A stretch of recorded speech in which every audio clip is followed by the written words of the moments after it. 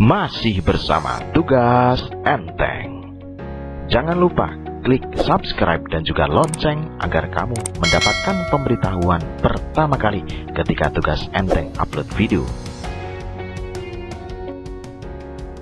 Hello guys, how are you today?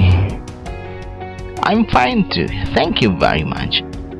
Okay, meet me again in Tugas Enteng. Well, today we are going to discuss about biography. Do you know biography? Yes, we can say in Indonesia text biography. So what is biography? Biography is text, detailed description or account of a person's life and written by someone else. Ya, ini non-fiction text.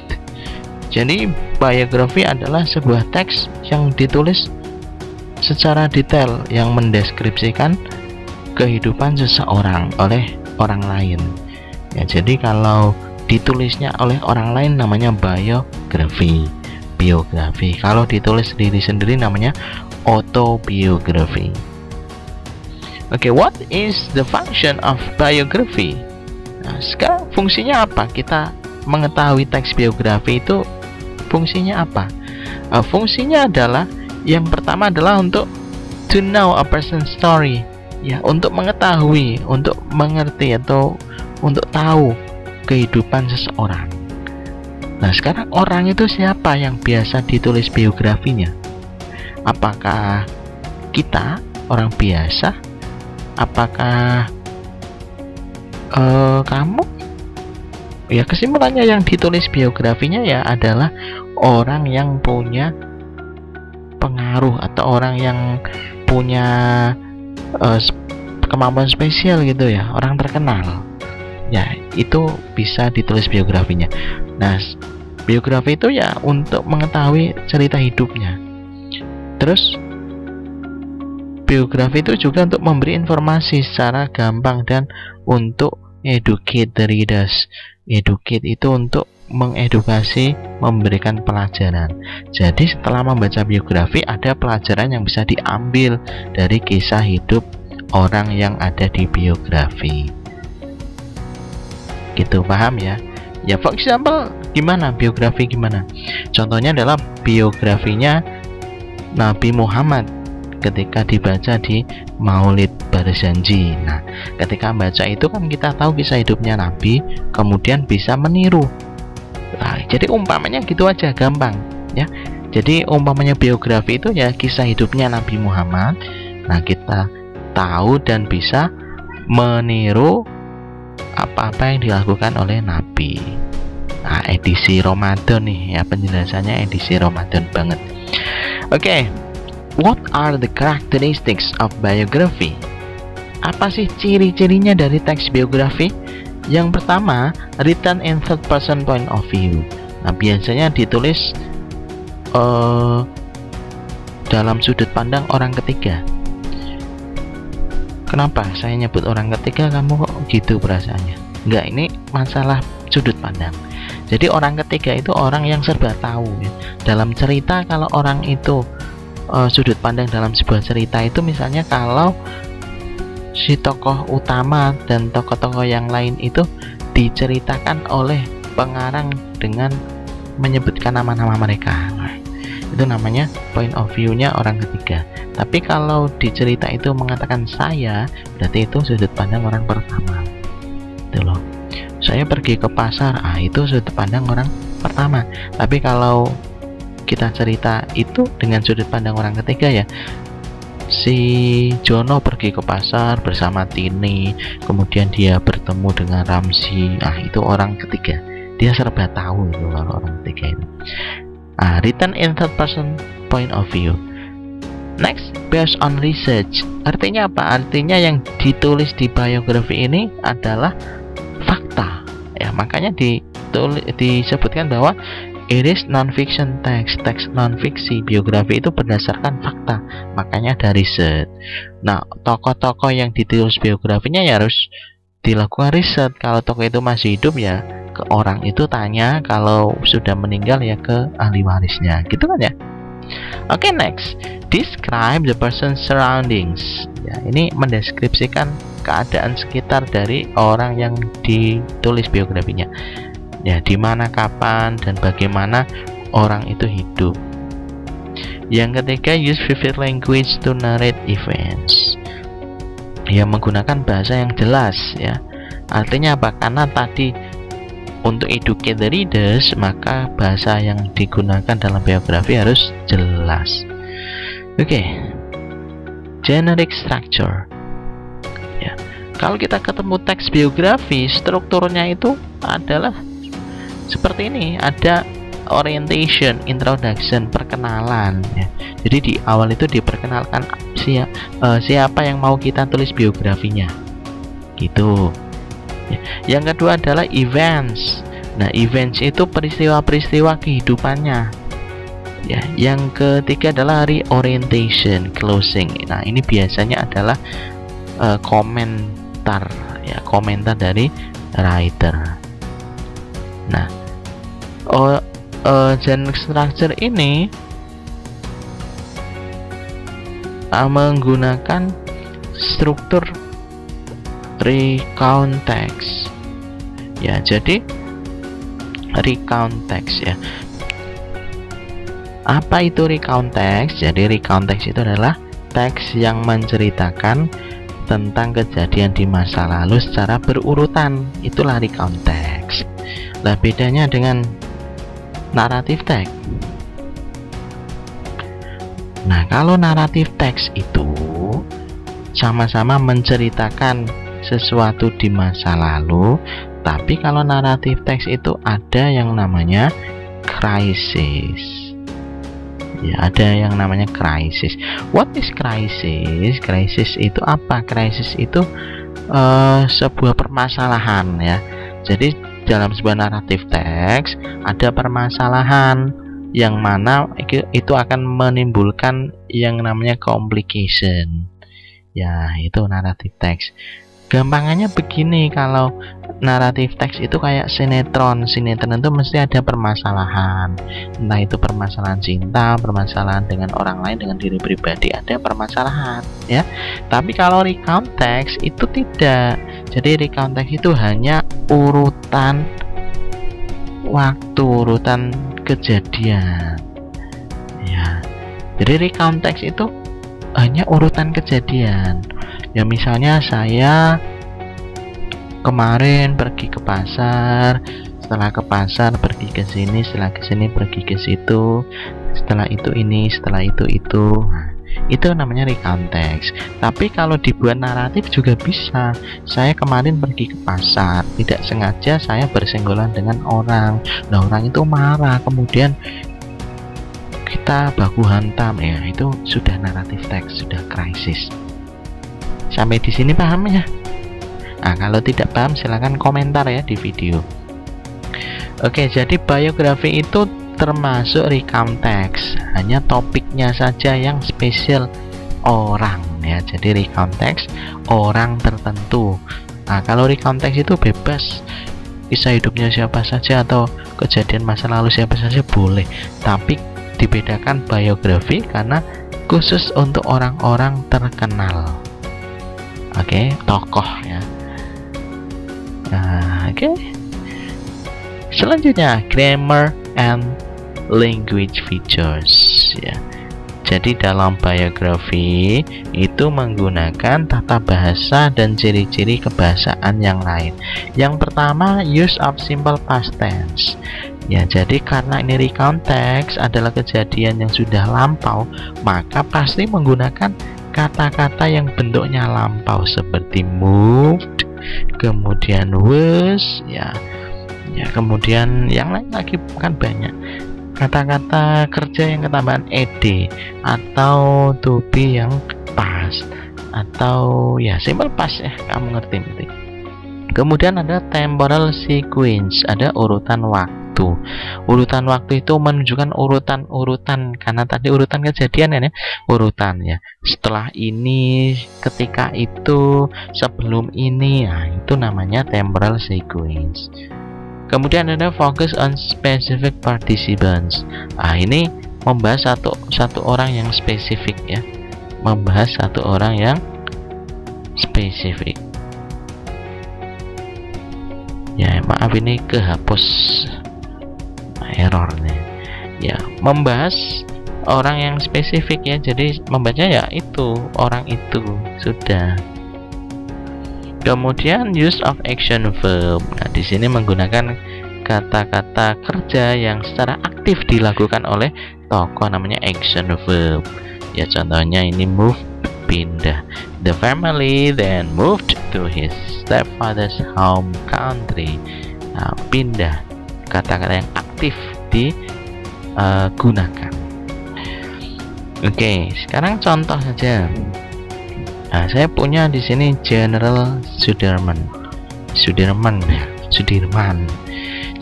Sudirman. Ya, general itu ya tulisnya gini, general. Kalau di kita kan translasinya jadi jenderal.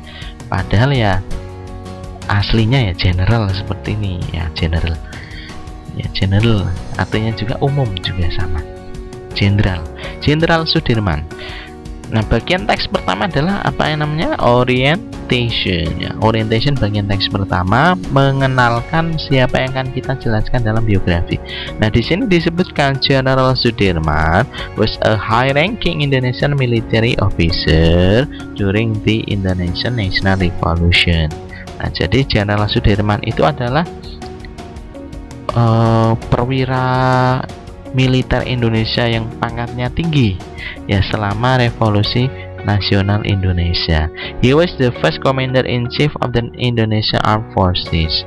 Ya, dia adalah commander in chief itu komandan ya, komandan dari angkatan bersenjata Indonesia. He continues to be widely respected in the country. Ya. Dia selanjutnya dihormati secara luas di seluruh seluruh negara ini ya. Itu memperkenalkan. Berarti setelah kita baca orientasinya, kita tahu yang akan dijelaskan siapa? Iya, Jenderal Sudirman. Events, sekarang urutan kejadian. On 12 November 1945 at an election to decide the military commander-in-chief in Yogyakarta, the 24 years old Sudirman was chosen over Urip Sumoharjo in a close vote. Nah, jadi urutan kejadian yang dijelaskan pertama di sini tanggal 12 November. Jenderal Sudirman itu belum jadi jenderal ya ini. Sudirman itu terpilih menjadi commander-in-chief mengalahkan Urip Sumoharjo di usia ke-24 tahun. Nah, itu kejadian tanggal 12 November. Jadi events itu ya kejadian yang ada setelah ini. Nah, itu namanya events. While waiting to be confirmed, Sudirman ordered an assault on British and Dutch forces in Ambarawa. Selama menunggu untuk dikonfirmasi apakah Sudirman itu mau gitu kan, Sudirman itu memerintahkan penyerangan kepada tentara British, tentara Inggris and Dutch, tentara Belanda di Ambarawa. Nah, ini jadi ada kejadian setelah pemilihan, ada kejadian penyerangan kepada British dan juga Dutch di Ambarawa. Jenderal Sudirman commanded military activities throughout Java, including a show of force in Yogyakarta on 1 March 1949. Nah, Jenderal Sudirman itu memimpin kegiatan militer di seluruh Jawa, termasuk penunjukan kekuatan di Yogyakarta 1 Maret 1949. Nah, ini peristiwa selanjutnya. When the Dutch began withdrawing in July 1949, Sudirman was recalled to Yogyakarta and forbidden to fight further. Ketika tentara Belanda itu ditarik, maka Sudirman juga ditarik mundur. 1949 bulan Juli ke Yogyakarta. Ya, kemudian dilarang untuk bertempur. Ya, jadi dia menyerang tahun 45 kan Indonesia merdeka, tapi agresi militer Belanda kan datang lagi. Makanya ini Sudirman tidak mau berpangku tangan, ya, maka dia melakukan perlawanan. Ya, meskipun Indonesia sudah merdeka, tapi Belanda belum mengakui, maka ini digempur sama Jenderal Sudirman. When the Dutch began withdrawing, sudah ya. In late 1949, Sudirman's tuberculosis returned and he retired to Magelang. Pada akhir 1949, tuberkulosis itu penyakit TBC. Ya, penyakit TBC Pak Sudirman itu kambuh, return itu kambuh. And he retired, dan dia pensiun ke Magelang, where he died slightly because of that. Yang mana dia meninggal secara pelan-pelan karena itu, because of that. Nah, date-nya kok warna merah? Nah, nanti ada di soal ya. More than a month after, lebih dari sebulan setelah Dutch recognized Indonesian independence on 27 December 1949. Nah, lebih dari sebulan setelah Belanda itu mengakui kemerdekaan Indonesia tanggal 27 Desember 1949. Ya, jadi merdeka 45, merdeka dari Jepang ya, sekutu. Kemudian Belandanya datang lagi 1949, baru mengakui Indonesia merdeka. Ya, pada tanggal 27 Desember. He died in 34 years old and buried in Semaki Heroes Cemetery in Yogyakarta. Ya, dia meninggal usia 34 tahun dan dimakamkan di Semaki Taman Makam Pahlawan di Yogyakarta. Itu urut-urutan peristiwa ya. Sampai sini paham ya? Tidak ada yang namanya krisis, ya, tidak ada yang namanya complication, tidak ada yang namanya pertentangan ya. Ya, jadi ini hanya urutan-urutan aja. Kalau di situ disebutkan kok ada perang, lah itu hanya disebutkan ya perang. Gitu aja ya. Jadi tidak ada kejadian yang menimbulkan krisis, kejadian yang menimbulkan keputusan yang sengit ya, harus dibagaimanakan ceritanya biar selamat, itu enggak. Ini hanya menyebutkan saja. Reorientation terakhir. He had high spirit in making Indonesia free from colonialism. His spirit must be followed by us the young. Nah, ini merupakan komentar dari penulis ya. He had spirit in making Indonesia free from colonialism. Ya, dia punya semangat untuk membuat Indonesia itu bebas dari kolonialisme. His spirit must be followed by us the young. Ya, spirit itu harus diikuti oleh kita, para pemuda. Gitu. Itu orientationnya. Sebagai konklusi bahwa meskipun sakit, Sudirman itu punya semangat untuk terus berjuang. Makanya harus diikuti kita sebagai orang yang masih muda. Oke, sekarang answer this following questions ya based on the text. Number 1, what is the text about? Teks itu tentang apa sih? Ya, jadi teks itu tentang biografinya Sudirman. Kita tulis ya.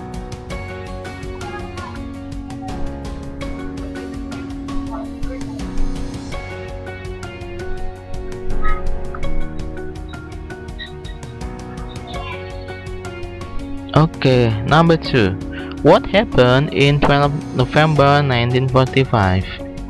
Cari di teks ya. Ini ada. Ini 12 November 46. Ya, jadi di situ ada yang namanya election to decide military commander-in-chief in Yogyakarta. Nah, ini ya. Jadi ada pemilihan komandan. Ya, jadi ada pemilihan komandan. There is election. Nah, ini.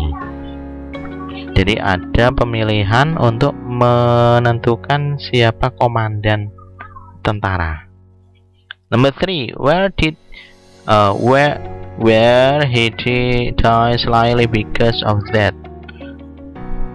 Ini the underlined word refers to ya. Nah, kita lihat kata that ya. Kita bisa temukan yang merah tadi, that. That itu reverse Reverse itu merujuk kemana? Reverse itu that itu apa sih? Nah, kalau menjawab soal seperti ini, berarti kita lihat kalimat sebelumnya. Nah, di sini that artinya itu. Nah, itu yang dibahas apa? Sudirman tuberculosis return and he returned to Magelang. Jadi that itu yang menyebabkan kematian. Apa yang menyebabkan kematian? Ya, satu-satunya petunjuk di sini adalah apa? Tuberculosis, ya, penyakit. Ya, penyakit tuberculosis. Number 4. When did Sudirman died? When? Kapan? Kapan Sudirman meninggal? Ya. Nah, kita cari di sekitar tadi. Ini kan meninggal ya. Nah, di sini. Nah, di sini kita dapatkan tanggal ini. Ya. 27 Desember 1949. Tapi jangan langsung ya. Barangkali jebakan. Biasanya kan jebakan. Ya. Di sini kita lihat meninggalnya kapan? More than a month after Dutch recognized Indonesia independent. Lebih dari sebulan setelah setelah Belanda mengakui kemerdekaan Indonesia tanggal 27 Desember. Nah, jadi tanggal 27 Desember itu tanggal Belanda mengakui kemerdekaan Indonesia. Nah, Sudirman meninggalnya more than a month, lebih dari sebulan. Paham nggak di sini? Jadi 27 itu bukan tanggal kematiannya Sudirman. Ini tanggal Belanda mengakui kemerdekaan Indonesia. Lah, tanggal meninggalnya itu di sini disebutkan more than a month, lebih dari sebulan. Maka lebih dari sebulan, Desember lebih dari sebulan ya. Jadinya Januari atau Februari ya, 1950. Nah, Januari atau Februari kayak gitu kan rancu ya, mungkin lebih dari sebulan, nggak ngerti berapa hari. Maka kita tulis tahun aja, karena tahun kan sudah pasti. Pada awal.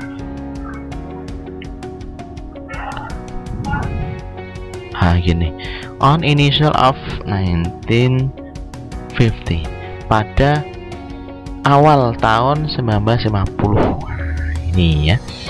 What can we learn from Sudirman? Apa yang bisa kita pelajari dari Sudirman? Nah, yang bisa kita pelajari apa tadi? Komentar dari penulis adalah high spirit. Ya, dia memiliki semangat yang tinggi. Ya, Sudirman has high spirit. Untuk berjuang. So we have to follow it. Sudirman has high spirit and struggle, so we have to follow it. Jadi Sudirman punya semangat yang tinggi untuk berjuang, sehingga kita harus menirunya. Sekarang tugasmu, ya, gampang. Nah, tugasmu silakan tulis di jawaban di buku, jawabannya saja, beridentitas, difoto dan kirim ke e-learning. Nah, teksnya adalah Ismail Marzuki. Nah, silakan bisa di screenshot dulu ya. Oke, sudah. Sekarang pertanyaannya ini. Ya, pertanyaannya. Oke, sudah. Thank you very much for your attention today. Salam tugas enteng, jangan lupa subscribe.